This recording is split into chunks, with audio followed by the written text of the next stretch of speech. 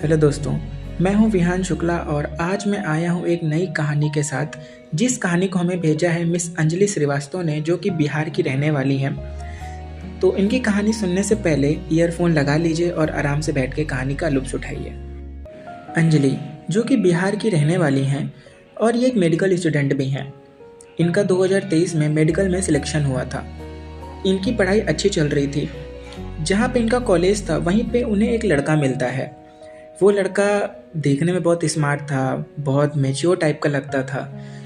तो अंजलि भी कहीं ना कहीं उसको पसंद करने लगी।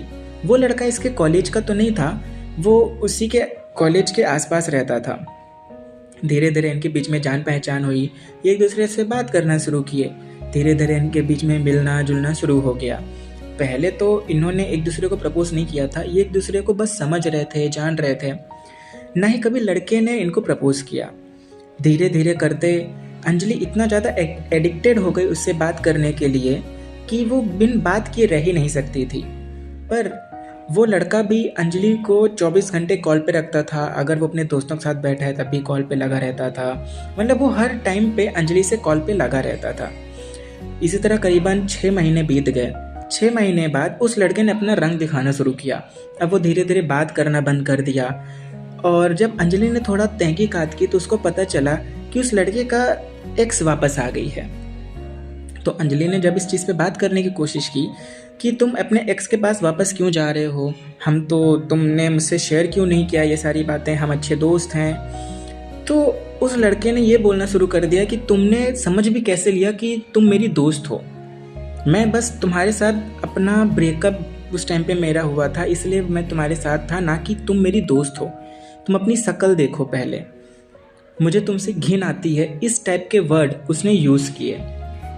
उसके बाद भी अंजलि को लगा कि नहीं नहीं, ये तो मुझसे प्यार करता है, मैं इसके बिना नहीं रह सकती। अंजलि अपने दोस्तों के पास गई। वो दिन रात रोती थी कि मुझे उसके बात करवा दो, मुझे उससे मिलवा दो। पर उसके दोस्त भी उसको बहुत समझाते थे। इस तरह करते करते 1 महीने निकल गए, 2 महीने निकल गए, पर अंजलि आज भी उस चीज़ से बाहर नहीं निकल पाई थी।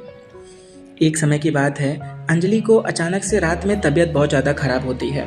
उसको हॉस्पिटल में एडमिट किया जाता है। उसके पेरेंट्स आते हैं। तो अंजलि जब होश में आती है तो अंजलि रोना स्टार्ट करती है कि मुझे उस लड़के से मिलना है, मुझे उससे बात करवा दो, मुझे उससे कॉल पे बात करनी है। वैसे मुझे चीट नहीं कर सकता, वो ऐसे बात नहीं कर सकता मुझसे। वहाँ पे उसकी मम्मी थी, उसके कुछ दोस्त थे।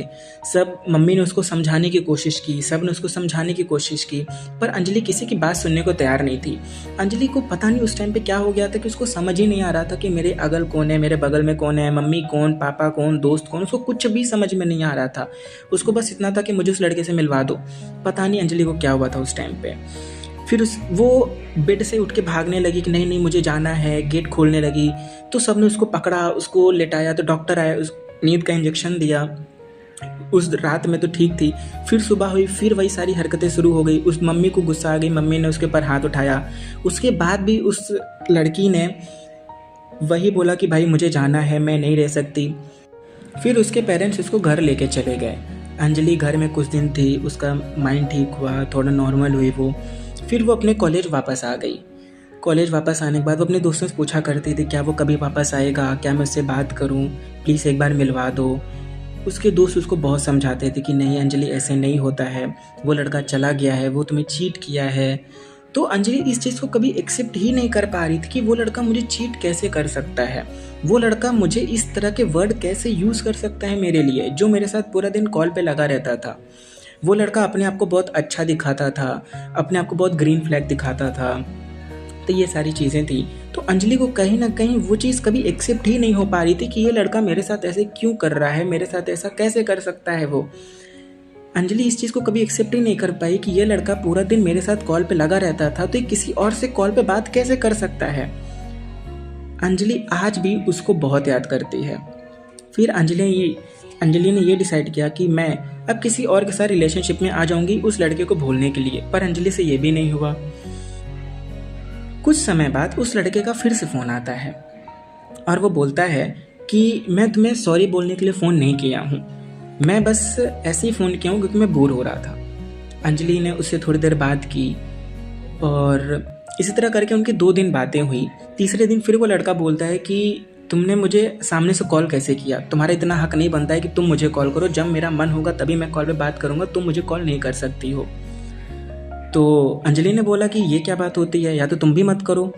तो वो बोलती है कि तुम्हारी हिम्मत कैसे हो गई मुझे इस तरह से बोलने की। तो वो लड़का चिल्लाने लगा। तो अंजलि को भी गुस्से, उसने भी बोल दिया कि आज के बाद मुझे कॉल मत करना, नहीं तो मैं कंप्लेन कर दूँगी तुम्हारी। अब उस लड़के का ईगो हर्ट हो गया। उसने अंजलि के घर में कॉल किया और वो बोलता है कि आपकी बेटी मुझे कॉल करके परेशान कर रही है। अब अंजलि की मम्मी अंजलि के पास फिर से आ गई कि तुम उस लड़के को कॉल कर रही हो। अंजलि ने सारी बातें बताई, लेकिन कोई भी उसकी बातों पर विश्वास करने को तैयार नहीं था। अंजलि को फिर से बहुत डांट पड़ी, बहुत सारी चीज़ों से उसको फिर से गुजरना पड़ा। और वो लड़का अपने खुश था, और वो लड़का कभी ना कभी फ़ोन करके घर वालों में भड़का देता था कि आपकी बेटी मुझे कॉल करके तंग कर रही है, मुझे परेशान कर रही है, मैं ये कर दूंगा वो कर दूंगा। अंजलि बहुत ज़्यादा फ्रस्ट्रेटेड थी इस सारी चीज़ों से।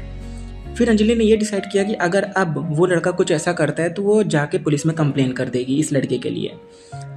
तो ये बात उस लड़के को पता चल गई कि अंजलि कुछ ऐसा प्लान कर रही है। अब उस लड़के को ये चीज़ अच्छी नहीं लगी कि ये लड़की कैसे कर सकती है ये चीज़।